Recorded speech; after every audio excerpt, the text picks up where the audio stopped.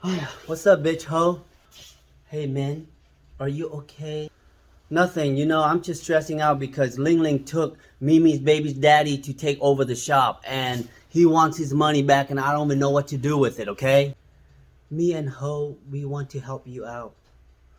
Our family have a lot of money. Bitch is right, man. I will help you out too. Really, bitch? Ho?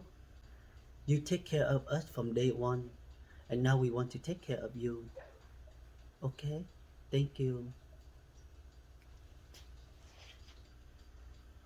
Don't worry. Be happy. Okay, well, if that's the case, then let me go tell Ling Ling that, everything's gonna be resolved. Thank you so much for helping, guys. Hey, Mimi. Hey, Ling Ling, what's up? Can we have a talk? I just want to let you know, I didn't mean to mess around with your baby daddy, girl. I'm not even worried about Johnny. I'm not trying to take your man or anything, okay? Like, please don't get me wrong. That's why he's my baby daddy, because he did something wrong to me, okay? I'm more worried about you. That motherfucker has some STD. Say what?